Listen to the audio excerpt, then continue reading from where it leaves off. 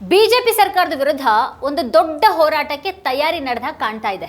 SC ST ಮತ್ತೆ OBC ವಿದ್ಯಾರ್ಥಿಗಳ ಜಾತಿ ಆಧಾರಿತ ದೂರುಗಳ ಮೇಲೆ ಕ್ರಮ ಕೈಗೊಳ್ಳೋದಿಕ್ಕೆ ಸಮಾನತಾ ಸಮಿತಿ ರಚನೆ ಮಾಡಬೇಕು ಅನ್ನೋಂಥ ಯುಜಿಸಿ ಹೊಸ ನಿಯಮಕ್ಕೆ ಈಗ ವ್ಯಾಪಕ ವಿರೋಧ ವ್ಯಕ್ತ ಆಗಿದೆ. ಒಬಿಸಿಯ ಯಾರಾದರೂ ಎಸ್ಸಿ ಮತ್ತು ಎಸ್ಟಿಗಳ ವಿರುದ್ಧ ತಾರತಮ್ಯ ಮಾಡಿದರೆ ಅಂಥವ್ರ ವಿರುದ್ಧ ಕೂಡ ಕ್ರಮವನ್ನು ಕೈಗೊಳ್ಳಬಹುದು.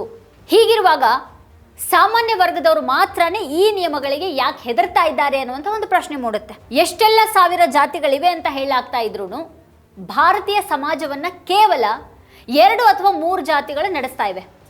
ಬಹುತೇಕ ಎಲ್ಲ ಉನ್ನತ ನ್ಯಾಯಾಧೀಶರು, ಎಲ್ಲ ಉನ್ನತ ಪ್ರಾಧ್ಯಾಪಕರು, ಎಲ್ಲ ಸಂಪಾದಕರು ಮೇಲ್ಜಾತಿಯವರೇನೇ ಆಗಿದ್ದಾರೆ.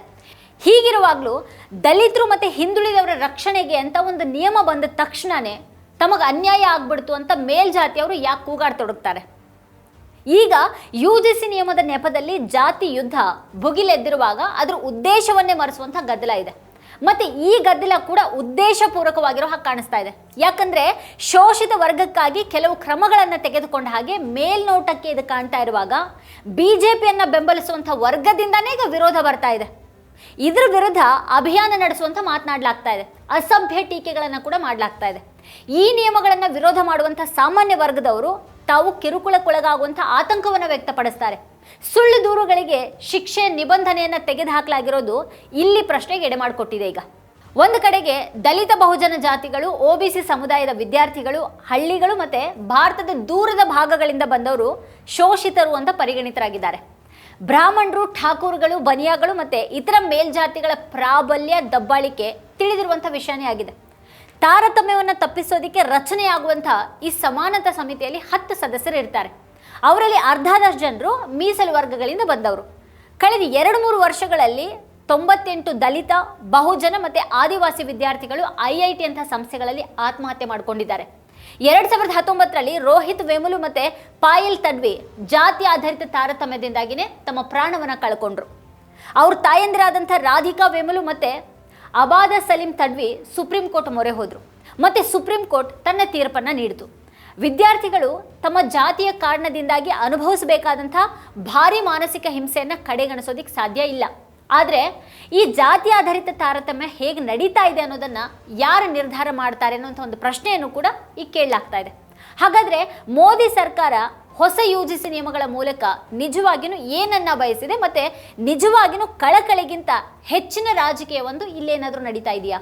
ಪತ್ರಕರ್ತೆ ಅರ್ಫಾ ಖಾನಂ ಶೇರ್ವಾಣಿ ಅವರು ಪತ್ರಕರ್ತ ಉರ್ಮಿಳೇಶ್ ಮತ್ತು RJD ವಕ್ತಾರರಾದಂಥ ಕಾಂಚನ ಯಾದವ್ ಅವರೊಂದಿಗಿನ ಮಾತುಕತೆಯ ಮೂಲಕ ಈ ಒಂದು ಸತ್ಯವನ್ನು ಪರಿಶೀಲಿಸೋದಿಕ್ಕೆ ನೋಡಿದ್ದಾರೆ.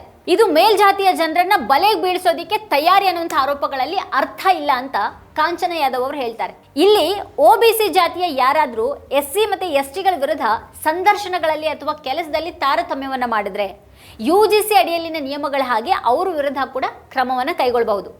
ಒಬಿಸಿಗಳನ್ನು ಸಹ ವಿಚಾರಣೆಗೆ ಒಳಪಡಿಸಬಹುದು. ಹಾಗಾದ್ರೆ ಸಾಮಾನ್ಯ ವರ್ಗದ ಜನರು ಮಾತ್ರನೇ ತಮ್ಮನ್ನು ಅಪರಾಧಿಗಳು ಅಂತ ಯಾಕೆ ಪರಿಗಣಿಸ್ತಾರೆ ಅನ್ನೋಂಥ ಒಂದು ಪ್ರಶ್ನೆಯನ್ನು ಅವರು ಎತ್ತುತ್ತಾರೆ. एससी और एसटी के खिलाफ अगर कोई ओबीसी कास्ट का व्यक्ति अगर वो डिस्क्रिमिनेशन करता है, वो इंटरव्यू में करता है या काम में करता है या सुपरविजन में करता है या लैब में करता है, ये तमाम काम है जो एक डिपार्टमेंट में, एक कॉलेज और यूनिवर्सिटी में होता है जो यूजीसी के अंदर आता है, तो वहां पर उस पर भी कार्रवाई हो सकती है, तो उसमें ओबीसी पर भी कार्रवाई हो सकती है. तो यहाँ पर सिर्फ और सिर्फ जनरल जो कैटेगरी के लोग हैं अपने आप को क्यों क्रिमिनल मान लिए? क्यों ये तो नहीं कहा गया कि आप ही क्रिमिनल हैं.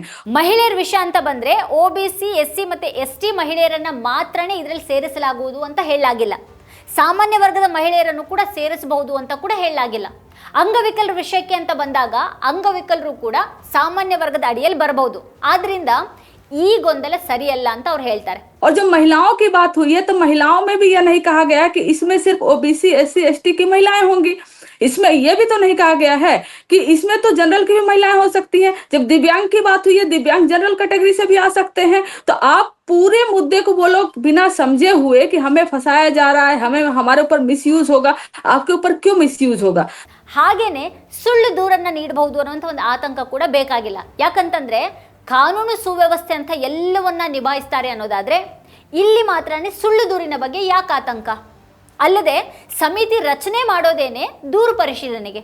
ದೂರು ಸರಿನಾ ಅಥವಾ ಇಲ್ವಾ ಅಂತ ಪರಿಶೀಲಿಸುವಂಥ ಬುದ್ಧಿವಂತಿಕೆ ಸಮಿತಿಯ ಆ 10 ಸದಸ್ಯರಲ್ಲಿ ಯಾರಿಗೂ ಇರೋದಿಲ್ವಾ? ಅಲ್ಲದೆ 10 ಜನರ ಈ ಒಂದು ಸಮಿತಿಯ ಮುಖ್ಯಸ್ಥರು ಸಾಮಾನ್ಯ ಜಾತಿಯವರು. 45 ಕೇಂದ್ರೀಯ ವಿಶ್ವವಿದ್ಯಾಲಯಗಳ ಪೈಕಿ 38ರಲ್ಲಿ ಮೇಲ್ಜಾತಿಗಳಿಂದ ಬಂದವರೇ ಕುಲಪತಿಗಳಾಗಿದ್ದಾರೆ. ಪ್ರಸ್ತುತ ಪರಿಸ್ಥಿತಿಯನ್ನೇ ನೋಡಿದ್ರೆ ಹೆಚ್ಚಿನ ಪ್ರಾಧ್ಯಾಪಕರು OBC SC STಯಿಂದ ಬಂದವರಲ್ಲ. ಸಮಿತಿಯ 3 ಹಿರಿಯ ಸದಸ್ಯರು ಮೇಲ್ಜಾತಿಯವರಾಗಿದ್ದಾರೆ.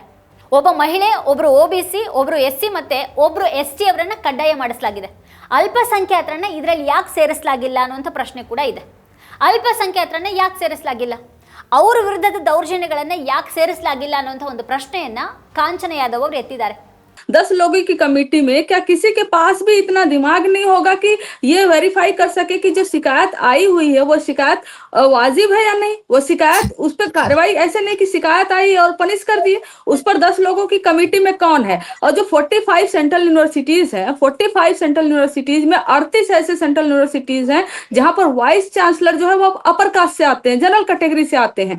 जब वो जनरल कैटेगरी से आते हैं तो हेड जो होगा इस पूरे 10 कमेटी का वो जनरल कास्ट ही होगा, जो अभी के टाइम पे अगर हम देखें तो. और ज्यादातर प्रोफेसर जहां पर 2-3% भी प्रोफेसर OBC से SC ST से नहीं आते हैं, तो जो सीनियर 3 मेंबर होंगे उस कमेटी में, वो जायज की बात है कि वो अपर जनरल कैटेगरी से ही आएंगे. एक महिला, एक OBC, एक SC और एक ST को मैंडेटरी किया गया. इस कानून में जो UGC रूल है, इसमें हम भी तमाम कमियां निकाल सकते हैं. हमें भी निकालनी है उस कमियां कि इसमें माइनॉरिटी को क्यों नहीं इंक्लूड किया गया. ಯಾವತ್ತಿಗೂ ಶೋಷಣೆಗೆ ಒಳಗಾಗದ ಸಮಾಜ ಶೋಷಕ ವರ್ಗವಾಗಿದೆ ಅಂತ ಹೇಳೋ ಅವರು ದೆಹಲಿ ವಿಶ್ವವಿದ್ಯಾಲಯದ ಒಂದು ಉದಾಹರಣೆಯನ್ನು ಕೊಡ್ತಾರೆ. ಇವತ್ತಿಗೂ ಕೂಡ ದೆಹಲಿ ವಿಶ್ವವಿದ್ಯಾಲಯದಲ್ಲಿ ಒಂದೇ ಒಂದು ಸಾಮಾನ್ಯ ವರ್ಗದ ಸೀಟು ಯಾರೂ ಸೂಕ್ತರಿಲ್ಲ ಅನ್ನೋಂಥ ಒಂದು ಕಾರಣದಿಂದಾಗಿ ಖಾಲಿನೇ ಉಳ್ಕೊಂಡಿದೆ. ಆದರೆ OBC SC ಮತ್ತು ST ಸೀಟುಗಳನ್ನು ಮಾತ್ರನೇ NFS ಅಂತಂದ್ರೆ ನಾಟ್ ಫೌಂಡ್ ಸುಟೇಬಲ್ ಆಗಿ ಯಾಕೆ ಮಾಡಲಾಗಿದೆ ಅನ್ನೋದು ಅವ್ರ ಪ್ರಶ್ನೆ ಆಗಿದೆ.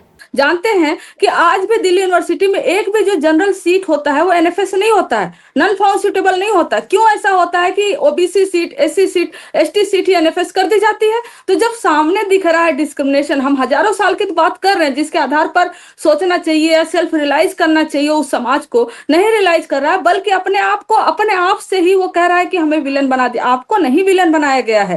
UGC ನಿಯಮಗಳ ಅಡಿಯಲ್ಲೇನೆ ಈ ರೀತಿ ಆಗೋದಾದ್ರೆ ಆ ನಿಯಮಗಳು ಅನ್ವಯವಾಗದೇ ಇರುವಂತಹ ಸಂಸ್ಥೆಗಳಲ್ಲಿನ ಸ್ಥಿತಿ ಏನಿರಬಹುದು ಅಂತ ಅವ್ರು ಕೇಳ್ತಾರೆ. ಹಾಗೆ ಉರ್ಮಿಳೇಶ್ ಅವರು ಕೊಡುವಂತಹ ಅಂಕಿಅಂಶಗಳ ಪ್ರಕಾರ ವಿಶ್ವವಿದ್ಯಾನಿಲಯಗಳಲ್ಲಿ ಈ 10% ಜನರೇ 90% ಸೀಟ್ಗಳನ್ನು ಹೊಂದಿದ್ದಾರೆ. ಕೇಂದ್ರೀಯ ವಿಶ್ವವಿದ್ಯಾಲಯಗಳಲ್ಲಿ OBC ಸಮುದಾಯ 4.1% ಪ್ರಾಧ್ಯಾಪಕರನ್ನ ಹೊಂದಿದೆ. ಇದು ಅವರ ಕನಿಷ್ಠ ಕೋಟ ಆಗಿರುವಂಥ 27%ಗಿಂತ ಅದೆಷ್ಟು ಕಡಿಮೆ ಇದೆ. ST ಸಮುದಾಯ 1.5% ಹೊಂದಿದೆ, ಅದು ಕನಿಷ್ಠ 7.5% ಆಗಿರಬೇಕು. SC ಸಮುದಾಯ 18% ಹೊಂದಿರಬೇಕು. ಆದರೆ ಮೇಲ್ಜಾತಿಗಳು 80%ಗಿಂತ ಹೆಚ್ಚನ್ನ ಆಕ್ರಮಿಸಿಕೊಂಡಿವೆ. ಆದರೆ ಈಗ ಸುಪ್ರೀಂ ಕೋರ್ಟ್ ನಿರ್ದೇಶನದ ಹಾಗೆ ಬಂದಿರುವಂತಹ ಈ ನಿಯಮಗಳ ಹಿನ್ನೆಲೆಯಲ್ಲಿ ಮೋದಿ ಸರ್ಕಾರದ ವಿರುದ್ಧ ದೊಡ್ಡ ಹೋರಾಟನೇ ನಡೆಯೋ ಹಾಗಿದೆ ಅಂತ ಕಾಣಿಸ್ತಾ ಇರೋದು ಏನಿಲ್ಲಿ. ರೋಹಿತ್ ವೇಮುಲ ಪ್ರಕರಣ ಈ ಸರ್ಕಾರದ ಅವಧಿಯಲ್ಲೇನೆ ಆಯಿತು. ಈ ಸರ್ಕಾರದ ಅವಧಿಯಲ್ಲೇನೆ ವೈದ್ಯಕೀಯ ವಿದ್ಯಾರ್ಥಿನಿ ಪಾಯಲ್ ಆತ್ಮಹತ್ಯೆ ಮಾಡಿಕೊಂಡ್ರು. ಅವ್ರ ವಿರುದ್ಧ ಜಾತಿ ಆಧಾರಿತ ತಾರತಮ್ಯ ನಡೆದಿತ್ತು. ಆದರೆ ಅದ್ರ ಬಗ್ಗೆ ಏನು ಕ್ರಮವನ್ನು ಕೈಗೊಳ್ಳಲಾಯಿತು? ಹಿಂದೂ ಸಮಾಜ ಅಂತ ಹೇಳೋರು, ಹಿಂದೂ ಏಕತೆ ಅಂತ ಹೇಳೋರು ತಮ್ಮದೇ ಸಮಾಜದ ಮತ್ತೊಂದು ವರ್ಗದ ಜನರ ರಕ್ಷಣೆಗೆ ನಿಯಮಗಳನ್ನು ತಂದ ತಕ್ಷಣನೇ ತಮಗೆ ಅನ್ಯಾಯ ಆಗ್ಬಿಡ್ತು, ತಮ್ಮಿಂದ ಕಸಿಯಲಾಗ್ತಾ ಇದೆ ಅಂತ ಬೊಬ್ಬೆ ಹೊಡೆಯೋಕ್ಕೆ ಶುರು ಮಾಡ್ತಾರೆ. ಹಾಗಾದರೆ ಈ ಹಿಂದೂ ಏಕತೆ ಹೆಸರಿನಲ್ಲಿ ಮತ ಪಡೆಯಲಾಗುವಾಗ ಅದೇ ಸಮಾಜದ ದಲಿತರು, ಹಿಂದುಳಿದವರು ಹೇಗೀಗ ಬೇರೆ ಆಗ್ಬಿಡ್ತಾರೆ? ತಾರತಮ್ಯ ಎದುರಿಸುವವರಿಗಾಗಿ ಕೆಲವು ನಿಯಮಗಳನ್ನು ತಂದಿರುವಾಗ ಅದನ್ನು ಬೆಂಬಲಿಸಬೇಕಾಗಿತ್ತು. ಆದರೆ ಅದ್ರ ಬದಲು ಮಾರ್ಗಸೂಚಿಗಳನ್ನು ನೀಡಲಾಗಿದೆ. ನೀವು ಸದ್ದಿಲ್ಲದೇನೆ ಅವರನ್ನು ಬೆಂಬಲಿಸಬೇಕಾಗಿತ್ತು. ಆದರೆ ಆ ರೀತಿ ಮಾಡ್ತಾ ಇಲ್ಲ. ಪ್ರಬಲ ಸಮುದಾಯಗಳಲ್ಲಿ ನ್ಯಾಯಾಂಗ ವಿವೇಚನೆ ಅನ್ನೋದು ಅತ್ಯಂತ ಕಡಿಮೆ ಇದೆ ಅಂತ ಉರ್ಮಿಳೇಶ್ ಹೇಳ್ತಾರೆ. ಈ ದೇಶದ ಅತ್ಯುನ್ನತ ಧಾರ್ಮಿಕ ಅಧಿಕಾರ ಶಂಕರಾಚಾರ್ಯರದಾಗಿದೆ. ಅವರೆಲ್ಲರೂ ಕೂಡ ಬ್ರಾಹ್ಮಣ ಸಮುದಾಯಕ್ಕೆ ಸೇರಿದವರು. ಎಲ್ಲ ಉನ್ನತ ಪೀಠಗಳ ಪ್ರಧಾನ ಅರ್ಚಕರು ಒಂದೇ ಸಮುದಾಯಕ್ಕೆ ಸೇರಿದವರು. ಪ್ರಾಧ್ಯಾಪಕರು, ಸಂಪಾದಕರು, ವಕೀಲರು ಸೇರಿದ ಹಾಗೆ ಉನ್ನತ ಸ್ಥಾನದಲ್ಲಿರುವಂತಹ ಬಹುತೇಕರು ಒಂದೇ ಸಮುದಾಯಕ್ಕೇ ಸೇರಿದವರು. ಹಾಗಾಗಿ ಎಷ್ಟೇ ಜಾತಿಗಳನ್ನು ಹೊಂದಿದ್ರು ವಾಸ್ತವದಲ್ಲಿ ಭಾರತೀಯ ಸಮಾಜದಲ್ಲಿ ಕೇವಲ 2 ಅಥವಾ 3 ಜಾತಿಗಳದೇನೆ ದರ್ಬಾರಿದೆ ಅಂತ ಅವ್ರು ಹೇಳ್ತಾರೆ. ಅವರು ಅನುಮಾನಿಸುವ ಹಾಗೆ BJP ಸರ್ಕಾರ ಈ ಒಂದು ನಿಯಮ ತಂದಿರೋದ್ರ ಹಿಂದೆ ಏನೋ ಯೋಜನೆ ಇರಬೇಕು. ತಮಿಳುನಾಡು ಮತ್ತು ಕೇರಳದಲ್ಲಿ ಚುನಾವಣೆಗಳಿರುವಾಗ ಅಲ್ಲಿನ OBCಗಳನ್ನು ಓಲೈಸಬೇಕಾಗಿದೆ. ಈಗ ಅದಕ್ಕಾಗಿ BJP ಈ ಮೂಲಕ ಹಾದಿಯನ್ನು ಹುಡುಕಿರ ಹಾಗಿದೆ. ವೀಕ್ಷಕರೇ, ಇದು ನಿಮಗೇನು ಅನ್ಸುತ್ತೆ? ಇದ್ರ ಬಗ್ಗೆ ನೀವೇನು ಹೇಳ್ತೀರಿ? ಏನು ಅಭಿಪ್ರಾಯ ಇದೆ ಅದನ್ನು ವಿಡಿಯೋದ ಕೆಳಗಡೆ ಕಮೆಂಟ್ ಮಾಡಿ ನಮಗೆ ತಿಳಿಸಿ. ಇದೇ ಹೊತ್ತಿನ ಸ್ಪೆಷಲ್ ನೋಡ್ತಾ ಇರಿ ವಾರ್ತಾಭಾರತಿ. ನೀವಿನ್ನೂ ವಾರ್ತಾಭಾರತಿ ಯೂಟ್ಯೂಬ್ ಚಾನಲನ್ನು ಸಬ್ಸ್ಕ್ರೈಬ್ ಮಾಡಿಲ್ಲ ಅನ್ನೋದಾದರೆ ಈ ಕೂಡಲೇ ಸಬ್ಸ್ಕ್ರೈಬ್ ಮಾಡಿ, ಹಾಗೆ ಪಕ್ಕದಲ್ಲೇ ಇರುವಂಥ ಬೆಲ್ ಐಕಾನ್ನ ಪ್ರೆಸ್ ಮಾಡಿ ನಮ್ಮನ್ನು ಪ್ರೋತ್ಸಾಹಿಸಿ.